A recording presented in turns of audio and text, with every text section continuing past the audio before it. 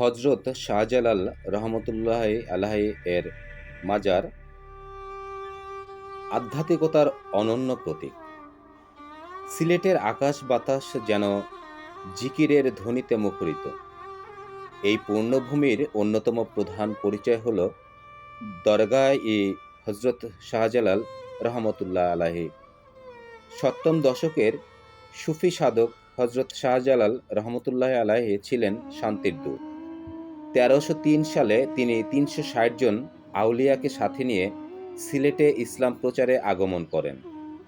তার আধ্যাত্মিক শক্তির প্রভাবেই এই অঞ্চলে ইসলামের সুশীতল ছায়া বিস্তৃত হয়।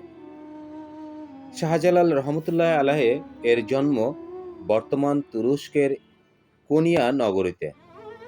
তিনি তার মামা সৈয়দ আহমদ কবির সরওয়ার্দির কাছ থেকে আধ্যাত্মিক দীক্ষা গ্রহণ করেন।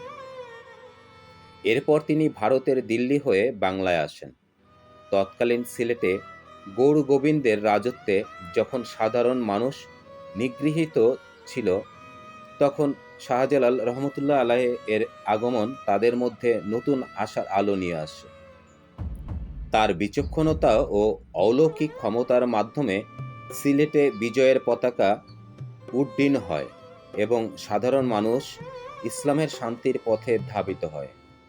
শাহজালাল রহমতুল্লাহ আলাহি এর মাজার কমপ্লেক্সটি একটি ঐতিহাসিক স্থাপত্য।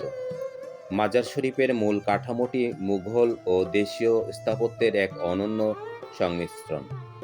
দরগা প্রাঙ্গণে রয়েছে সুবিশাল মসজিদ, একটি প্রাচীন পুকুর যেখানে অসংখ্য গজার মাছ রয়েছে, এবং শাহজালাল রহমতুল্লাহ আলাহির ব্যবহৃত কিছু দুর্লভ নিদর্শন, যেমন তার তরবারি, কাপড়ের খণ্ড এবং কাঠের খড়ম।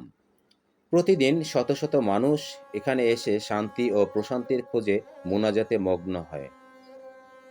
হজরত শাহজালাল রহমতুল্লাহ আলাহি কেবল সিলেটবাসীর কাছেই নয়, পুরো বাংলাদেশের মানুষের কাছে শ্রদ্ধার জায়গা। প্রতিদিন এখানে দেশ বিদেশে থেকে হাজার হাজার পর্যটক ও পুণ্যার্থী আসেন। এই মাজারটি কেবল একটি ধর্মীয় স্থান নয়, এটি সাম্প্রদায়িক সম্প্রীতি এবং মানবতাবোধের এক জ্বলন্ত উদাহরণ। দরগাহ শরীফের পবিত্রতা রক্ষা করা এবং তার রেখে যাওয়া শান্তির আদর্শ অনুসরণ করাই হোক আমাদের আজকের অঙ্গীকার।